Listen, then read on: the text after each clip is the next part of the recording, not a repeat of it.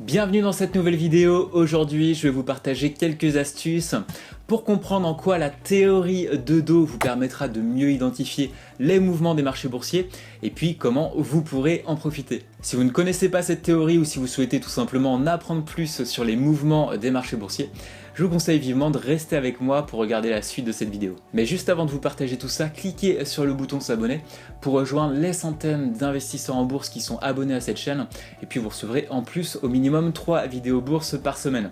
Allez, c'est parti!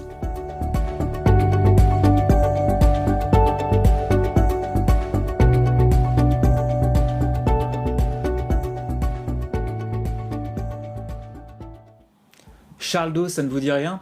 Alors rappelez-vous, je vous en avais parlé dans la vidéo pourquoi utiliser l'analyse technique plutôt que l'analyse fondamentale.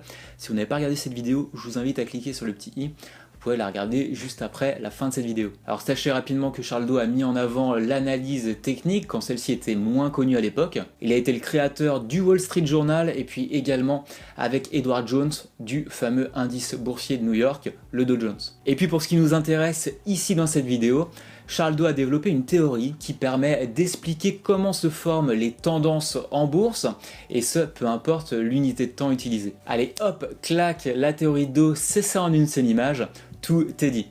Voilà, c'est terminé, j'espère que vous avez aimé cette vidéo. Non, je rigole bien sûr, il y a vraiment beaucoup plus de choses à dire sur cette théorie, et c'est ce qu'on va voir maintenant.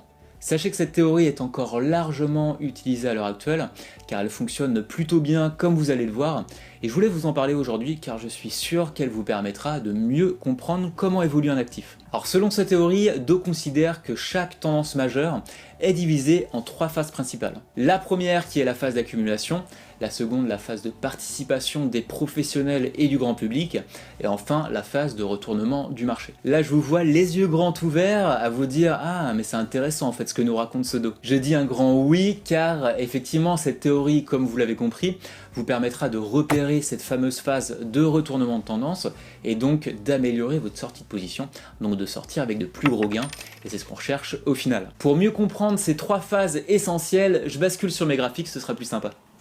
Je vous ai pris l'exemple de l'euro-dollar en unité de temps horaire.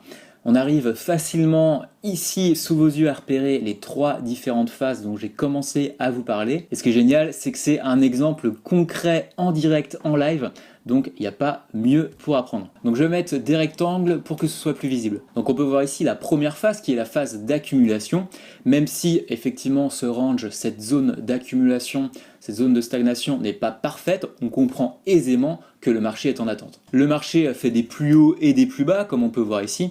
Je vais vous mettre des petites lignes, voilà, vous voyez, il va sur le point haut, le point bas, en créant des sommets et des creux comme des zones de résistance et de support. Donc dans cette zone, les initiés et ceux qui disposent des bonnes informations commencent à accumuler des positions et puis profitent des débutants qui perdent en achetant au plus haut du range, donc concrètement ici. Personnellement, ça me rappelle certaines de mes premières erreurs. Et vous? Donc pour le moment, il se passe pas grand chose, mais dès que les investisseurs professionnels rentrent en jeu, on peut observer la création d'une dynamique. Vous voyez là, c'est vraiment très soudain.